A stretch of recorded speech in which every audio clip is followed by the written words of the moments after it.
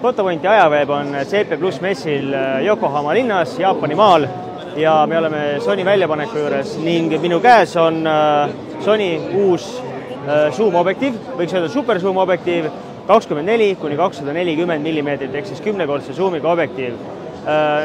Uus sellepärast, et äsja tehtud ja erinev sellepärast, et see sobib nüüd ka täiskaadrile ehk siis täiskaader hübriidkaameratele.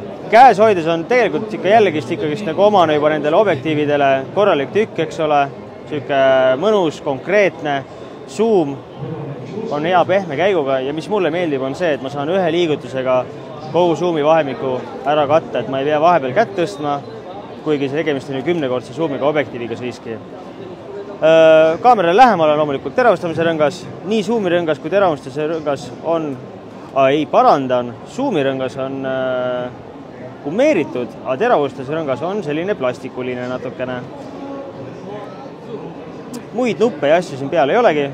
Objektiiv on muidugi varustatud Optical Steady Shot stabilisaatoriga, mis ühe sellise zoom-objektiivi juures peakski olema kohustuslik.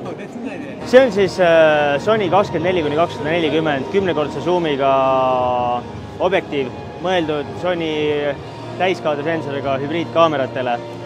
Kui võrrelda eelmistega, temaga samal ajal välja tulnud teiste objektiividega, siis jah, tegemist on võib-olla mõneti mitte nii sellise ägedaga, aga tegemist ongi siis tavakasutajale mõeldud igapäevaseks kasutamiseks objektiiviga ja oluline siiski rõhutan veel kord täiskaadrile sobiva objektiiviga.